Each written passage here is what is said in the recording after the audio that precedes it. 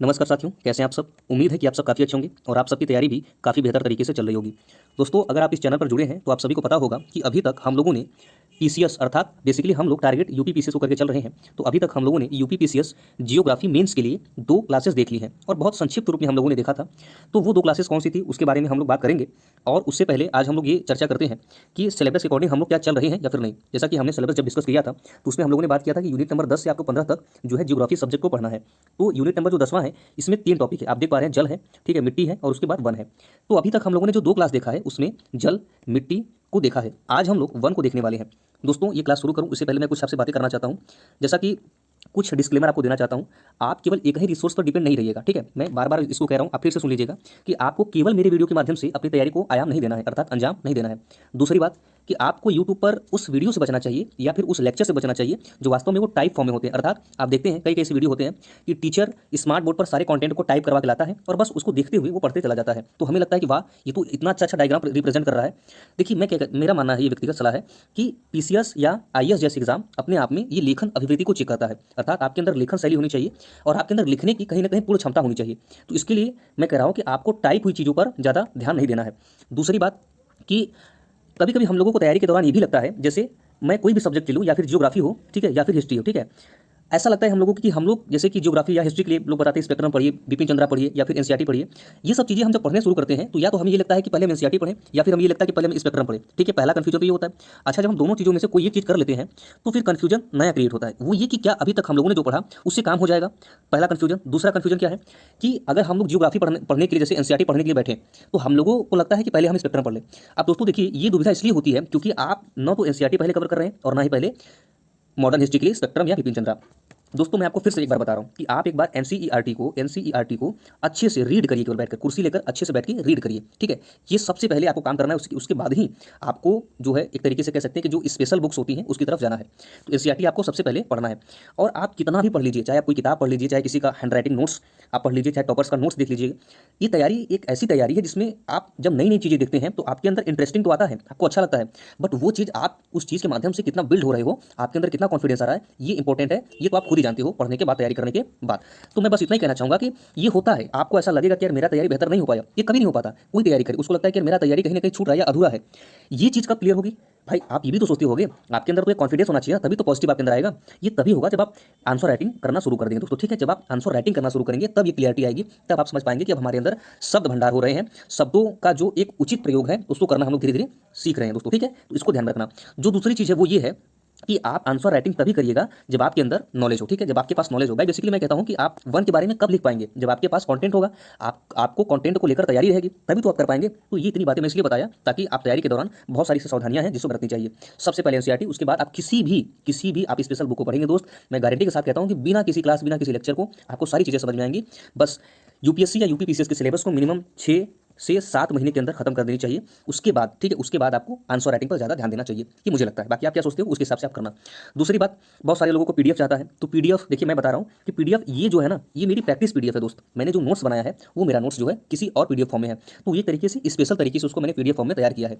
तो उसके लिए हमने थोड़ा सा प्राइस रखा है, ठीक है। अभी बहुत सारे लोगों ने लिया है उसको। अगर आप इच्छुक हैं तो दिए गए नंबर पर व्हाट्सअप कर सकते हैं। मैं फिर से कह रहा हूँ, थोड़ा सा प्राइस है, इतना प्राइस है कि 40 और 50 रुपये के बीच में ही है, ठीक है। आप एफर्ट कर सकते हो और किसी भी सब्जेक्ट की complete PDF hand writing notes के रूप में आपको मिल जाएगी दोस्तों, ठीक है। इसके लिए परेशान मत होना, एक बेहतर कंटेंट के साथ आप तैयारी करिएगा। इसको आप एक तरीके से गांठ बांध कर रख लीजिए, ठीक है। तो सबसे पहले आज हम लोग वन के बारे में बात करते हैं। तो देखिए, वन के बारे में बेसिकली हम लोग सबसे पहले जानेंगे क्या। तो देखिए, आप 2-3 बात याद रखिए। किसी भी टॉपिक को पढ़िए तो उसको पॉजिटिव और नेगेटिव अर्थात पक्ष और विपक्ष दोनों वेब से पढ़िए, ठीक है। तीसरी चीज़ क्या कि आपको हर टॉपिक को डिबेट के माध्यम से पढ़ना है, ठीक। तो देखिए, सबसे पहले हम लोग बात करते हैं कि वन के बारे में हम लोग क्या जानने वाले हैं। वन एक मूल्यवान संसाधन है। तो अभी हम लोग विश्व के प्राकृतिक संसाधनों के बारे में बात कर रहे हैं। तो वन एक मूल्यवान संसाधन है जो भोजन, आश्रय, वन्य जीव, आवास, ईंधन, दैनिक आपूर्ति जैसी औषधि सामग्री और कागज प्रदान करते हैं। वन पृथ्वी की कार्बन डाइऑक्साइड आपूर्ति और विनिमय को संतुलन करने में एक महत्वपूर्ण भूमिका निभाते हैं। तो ये बेसिकली वन किसे कहते हैं ये हमने डिफाइन नहीं किया। हमने ये देखा कि वन की इंपोर्टेंसी क्या है। अब मैं फिर से कह रहा हूँ कि अगर आपसे क्वेश्चन पूछा भी जाएगा दोस्तों ना, तो वन की इंपोर्टेंसी, वन के ह्रास होने के कारण, ठीक है, ये सब बेसिकली पूछे जा सकते हैं। तो आप इसको नोट कर सकते हो या फिर स्क्रीनशॉट ले लीजिए। अब जैसे पूछ सकता है कि वनों की कटाई के क्या कारण है या वन के ह्रास के क्या कारण है, तो आप कई कारण बता सकते हो। जैसे कृषि भूमि का विस्तार हो रहा है, पशुधन चराना अर्थात पशुपालन जो है संख्या बढ़ रही है, तो पशुओं को चराने के लिए जो हम मैदान तैयार करते हैं अर्थात जो पशुओं के चारा के लिए हम लोग जमीन को एक तरीके से विस्तारित करते हैं, तो उसके लिए हम लोग क्या करते हैं, वनों की कटाई करते हैं। दूसरा है लकड़ी के लिए वनों की कटाई करते हैं, नगरीकरण के लिए शहरों का विस्तार हो रहा है, इसीलिए हम लोग वनों की कटाई कर रहे हैं, मानव की अर्थात जनसंख्या भी बढ़ रही है। ठीक है, ये तमाम कारण है। अभी मैं बताऊंगा कि आंसर ये, चूंकि देखिए ये क्या है, ये कंटेंट है अर्थात एक तरीके से आपके पास फैक्ट जा रहा है, स्टैटिक जा रहा है। ठीक है, अभी मैं बता रहा हूँ इसके बारे में। दूसरा है संसाधनों की बढ़ती आवश्यकता। ठीक है, स्थानांतरण खेती जिसे हम लोग कहते हैं झूम खेती, विनिर्माण एवं औद्योगिक स्थलों का विस्तार, गहन फसल खेती, प्राकृतिक संसाधनों का अत्यधिक दोहन। अब देखिए इसी चीज को अगर आपको आंसर राइटिंग में रिप्रेजेंट करना होता तो आप कैसे करते? देखिए आप चाहो तो आंसर राइटिंग में इस तरीके से भी प्रेजेंट कर सकते हो, कोई वो नहीं है, बट हमें क्या काम करना है, क्योंकि हमारा थोपड़ा तो एग्जामिनर के पास जाएगा नहीं भाई, हमारा वहां पर तो कॉपी जाएगा ना, और कॉपी की क्या स्मार्टनेस तरीका हो सकता है वो हमें सीखना है। आप यहाँ पर क्या कर सकते हो कि वनों की कटाई के कारण, ठीक है, वनों की कटाई के कारण आप यहाँ पर देकर आप यहाँ पर थोड़ा सा इस प्रकार से, ठीक है, इस प्रकार से थोड़ा सा आप डायग्राम बनाकर इस प्रकार से रिप्रेजेंट कर सकते हो। ठीक है दोस्तों, इससे क्या होगा कि एग्जामिनर के अंदर ये रहेगा कि इसको सारी चीजें क्लियर है और ठीक है, और इसको व्यवस्थित तरीके से रिप्रेजेंट करना जानता है दोस्तों। ठीक है, तो कॉपी का व्यवस्थित रूप एग्जामिनर के माइंड पर प्रभाव डालता है, इसको मान लीजिए आप लोग। ठीक है, तो ये आप इसको नोट कर लीजिएगा। दूसरा है वनों की कटाई रोकने के क्या उपाय हो सकते हैं। तो यहाँ पर देख सकते हैं वनीकरण और पुनर्वनीकरण को बढ़ावा देना। ठीक है, अर्थात वन लगाना और फिर से वन, जैसे अगर वन काटा जा रहा है तो उसको वहां पर उस स्थान पर फिर से वन लगाया जाए। ठीक है, उसके बाद धारणीय खनन प्रथाओं को प्रोत्साहित करना। ठीक है, वनों के लिए कानून व नियम बनाना, अर्थात ऐसा नियम बनाया जाए कि भाई कोई वन काटता है तो उसकी जगह पर एक पेड़ काटे तो 10 पेड़ 5 पेड़ लगाए। ठीक है, ये बस बेसिकली नियम है भी। दूसरा है कृषि वानिकी तकनीकों को बढ़ावा देना। अब देखिए ये जो तीसरा सेंटेंस है इसमें बहुत बड़ी बात छिपी हुई है। ये बेसिकली भारत की कानून व्यवस्था को एक तरीके से इंगित कर रहा है कि नियम तो बने लेकिन उस नियम का कितना मूर्त रूप ले पाया, उस नियम का कितना पालन हो पाया, ये यहाँ पर बताने का प्रयास किया जा रहा है। उसके बाद यहाँ पर देख सकते हैं आप लोग दोस्तों, ठीक है, चौथा नंबर कृषि वानिकी तकनीकों को बढ़ावा देना। यूएनएफसीसी की REDD+ को लागू करें। ठीक है, क्षेत्रों एवं स्थायी वन प्रबंधन को बढ़ावा देना, क्षेत्रीय पशुधन उत्पादन को प्रोत्साहित करना, भूमि उपयोग योजनाओं को बढ़ावा देना, वैकल्पिक माध्यमों का प्रयोग करना, अर्थात एक से ज्यादा विकल्प हो। अब ये सब देखिए वनों की जो है कटाई को रोकने के उपाय है दोस्तों, तो आप इसको आराम से डायग्राम के रूप में या फिर फ्लो चार्ट के रूप में रिप्रेजेंट कर सकते हो, कोई दिक्कत होने वाली नहीं है दोस्तों। ये हमने पॉइंट फॉर्म में लिखा है, अगर आपको 5 से 6 भी पॉइंट याद होते हैं तो आप आराम से एग्जाम में बेहतर तरीके से लिख सकते हो।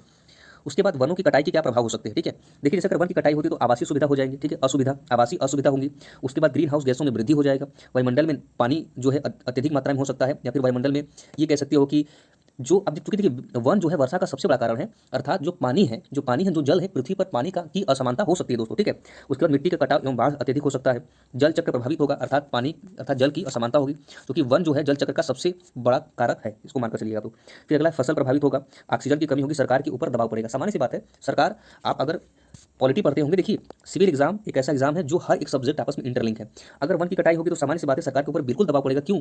क्योंकि जो हमारा संविधान है वो कहता है कि आप नागरिकों को सुरक्षा प्रदान करेंगे, सामाजिक आर्थिक न्याय उसको प्रदान करेंगे। ठीक है, तो कहीं ना कहीं अगर वन की कटाई होगी तो ऑक्सीजन की कमी होगी। ठीक है, ऑक्सीजन की कमी होगी तो सरकार उसके प्रति जवाबदेह होगी, तो सरकार के ऊपर दबाव पड़ सकता है, और भी बहुत सारे कारण है दोस्तों। ठीक है, तो आप इसको देख लीजिएगा। तो ये बेसिकली अगर आपको PDF चाहिए तो आप दिए नंबर पर कॉन्टैक्ट कर सकते हो।